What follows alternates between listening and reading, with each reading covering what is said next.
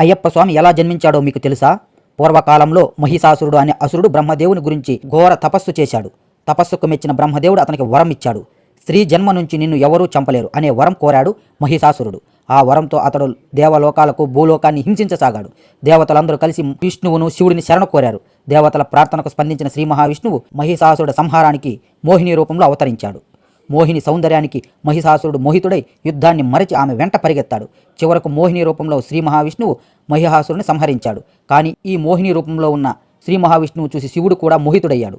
శివుడు విష్ణువు మోహిని రూపంలో ఉన్న విష్ణువు కలయిక వల్ల హరిహర పుత్రుడు జన్మించాల్సి వచ్చింది. ఈ దైవ సంయోగం వల్ల పుట్టబోయే శిశువు ధర్మాన్ని రక్షించే మహాశక్తి, కలియుగంలో భక్తులకు మార్గదర్శి అనే ఉద్దేశంతో జన్మించాల్సి వచ్చింది. ఆ దైవ శక్తి ఒక శిశువుగా అవతరించి శబరి నది ఒడ్డున విడిచిపెట్టబడింది. ఆ సమయంలో పాండాల రాజు రాజశేఖరుడు పిల్లలేని కారణంగా దుఃఖంతో ఉండేవాడు. వేటకు వెళ్లిన రాజశేఖరుడికి శబరి నది ఒడ్డున ఆ శిశువును చూసి అద్భుత కాంతితో వెలిగిపోతున్న ఆ బాలుడిని చూసి ఆశ్చర్యపోతాడు. ఆ శిశువే మణికంఠుడు. రాజశేఖరుడు ఆ బాలుడిని రాజమహాలుకు తీసుకువెళ్లి తన కుమారుడిగా పెంచాడు. బాలుడి మెడలో ఉన్న మణిహారాల కారణంగా ఆయనకు మణికంఠుడు అనే పేరు వచ్చింది. చిన్న వయసులోనే వేదాలు, శాస్త్రాలు, యుద్ధ విద్యలు అన్నీ నేర్చుకున్నాడు. మహిషాసురుడు సోదరి మహిషి తన అన్న మరణానికి ప్రతీకారం కోసం తపస్సు చేసి వరం పొందింది.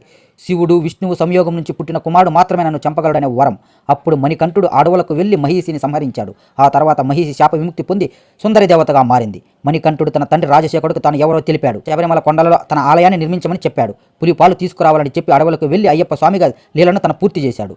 ఈ విధంగా హరి ప్లస్ హర ఇజుకుల్ అయ్యప్ప అనే మహా అవతారం కలియుగంలో భక్తుల పాపాలను తొలగించేందుకు శబరిమలలో నివసిస్తున్నాడు. వీడియో నచ్చినట్లయితే స్వామియే శరణమయ్యప్ప అని కామెంట్ చేయండి.